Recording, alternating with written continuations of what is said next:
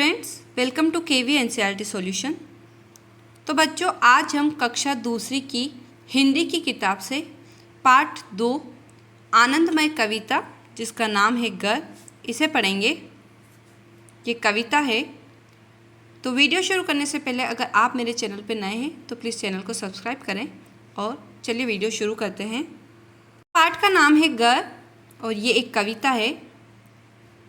इसमें एक बच्चा है जो अपने पापा से अपने घर के बारे में बात करता है और कहता है, पापा क्यों अच्छा लगता है अपना प्यारा प्यारा घर, घूम घाम ले खेल खाल ले नहीं भूलता लेकिन घर।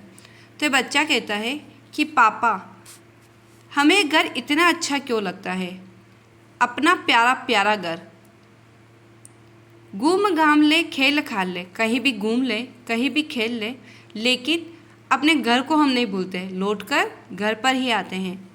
नहीं आपको लगता पापा हे माँ की गोदी सा घर, प्यारी प्यारी ममता वाला सुंदर सुंदर न्यारा घर। तो बच्चा कहता है, पापा क्या घर आपको माँ की गोदी सा नहीं लगता है, प्यारी प्यारी ममता वाला जिसमें बहुत सारा प्यार है, सुंदर सुंदर बहुत सुंदर घर है, और न्यारा घर, न्यारा मतलब अलग। तो बच्चे को अपना घर सबसे अलग लगता है, बहुत सुंदर लगता है और माँ की गोदी के जैसा लगता है, प्यारी प्यारी ममता वाला जहाँ पर बहुत सारा प्यार है। थक कर जब वापस आते हैं कैसे बिछ बिछ जाता घर, खिला पिला आराम दिलाकर नई ताजगी देता घर। तो कह रहा है जब भी हम कहीं बाहर जाते हैं तो थक कर जब वापस आते हैं तो ये घर कैसा बिछ बिछ जाता है, खिला पिला आराम दिलाकर नई ताजगी देता घर। खिला पिलाकर जैसे हमको ये खाना खाते हैं, इसमें आराम करते हैं और ये ऐसे बीच बीच जाता है जैसे कि अपना बिस्तर हो, और नई ताजगी देता घर, और हमें एक नई ताजगी देता है। तो इसको लिखा है देविक रमेश ने। एक बार दोबारा से पढ़ेंगे अच्छे से पोयम, इस कविता को। पापा क्यों अच्छा लगता है अपना प्यारा प्यारा घर, घूम घाम ले खेल खाल ले नहीं भूलता लेकिन घर। नहीं आपको लगता पापा हे माँ की गोदी सा घर, प्यारी प्यारी ममता वाला सुंदर सुंदर न्यारा घर। थक कर जब वापस आते हैं कैसे बिछ बिछ जाता घर, खिला पिला आराम दिलाकर नई ताजगी देता घर। अगला है बातचीत के लिए।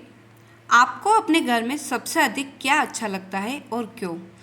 तो जो भी आपके घर का, आप कुछ भी लिख सकते हैं। अगर आपको आपके घर की कोई कमरा पसंद है, या फिर आपको आपके घर का बगीचा पसंद है, घर का आंगन पसंद है, तो वो आपको लिखना है और क्यों लिखना है उसका भी कारण देना है। तो हम लिखेंगे, हमें हमारे घर का बगीचा सबसे अच्छा लगता है,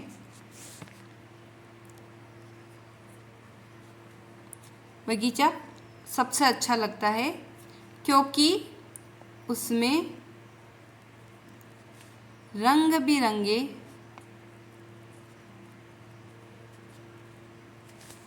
तरह तरह के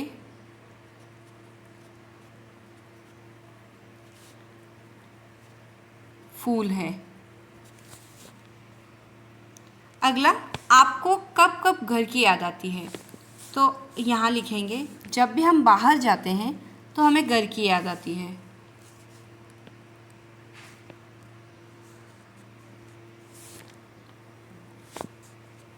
जब भी हम बाहर जाते हैं तो हमें घर की याद आती है।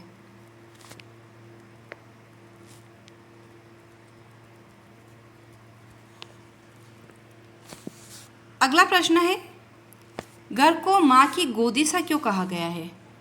क्योंकि घर को माँ की गोदी सा इसलिए कहा गया है क्योंकि यह हमें सुरक्षित महसूस करवाता है।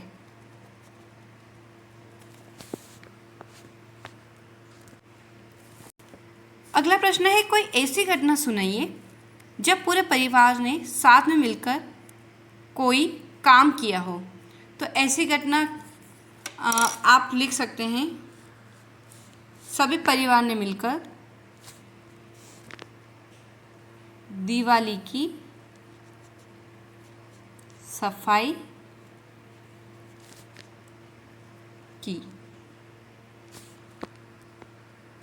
तो दिवाली की सफाई में घर के सभी लोग मिलकर साफ सफाई करते हैं, तो ये घटना आप लिख सकते हैं। इसके अलावा और भी कोई आप लिख सकते हैं, जैसे सभी ने साथ में मिलकर किसी का जन्मदिन मनाया हो, या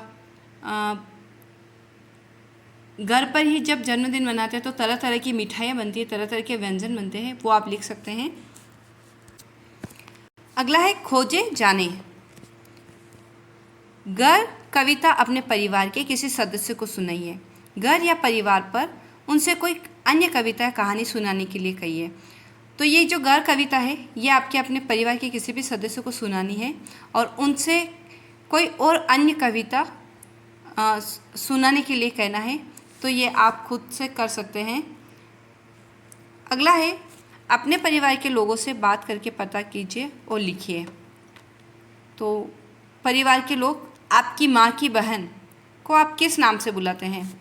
तो माँ की बहन को हम मौसी कहते हैं। अपनी माँ के भाई को, तो आपकी माँ के भाई होते हैं मामा। आपके पिताजी की बहन